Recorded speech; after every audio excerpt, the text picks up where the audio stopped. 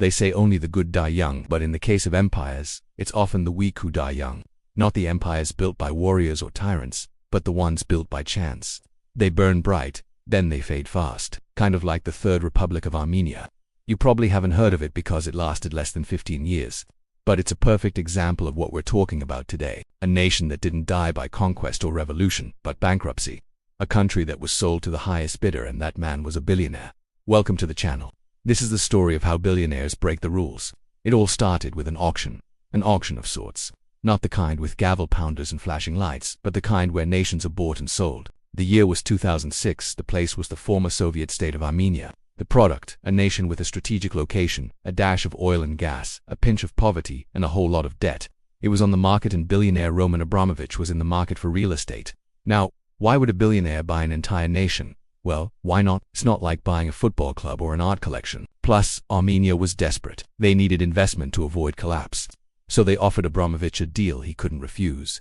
Control of their lifeline industries, natural resources and key infrastructure projects in exchange for debt relief and a promise to boost their economy. Abramovich was already a major player in the region, controlling Russia's biggest oil company, steel and aluminum giants, and a chunk of the Russian state.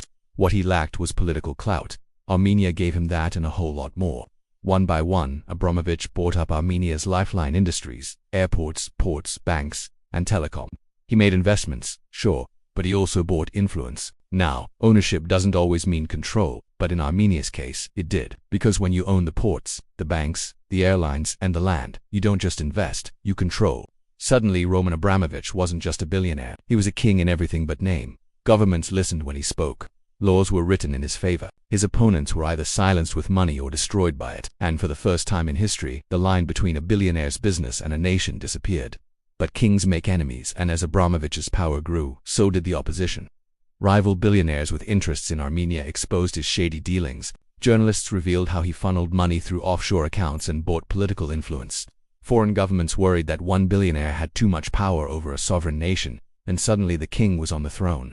You see, empires aren't just built, they're maintained, and maintenance requires money, constant money. Abramovich invested billions propping up businesses, paying off debts and building new projects, but that money didn't grow his fortune. It burned a hole in it. Plus, his empire was built on debt. Hidden debts. The very lifeline industries that made him a king were saddled with hidden debts. And when those debts came due, his kingdom shook. The collapse, when it came, was messy. First, there were protests, then a change in leadership. Next, his assets were seized and his investments liquidated. In the end, Abramovich didn't just lose a nation, he lost billions. Today, he remains one of the richest men in the world, but his empire in Armenia is gone. But here's the thing.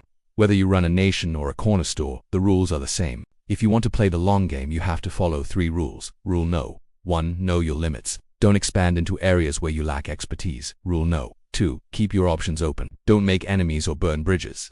And rule no. 3. Diversify. Don't put all your eggs in one basket.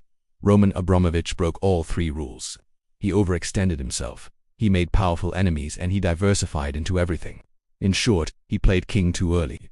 So remember, whether you're a billionaire or just starting out, the rules are the same. Keep your ego in check. Don't play king until you actually wear the crown. And above all, keep your friends close and your enemies closer.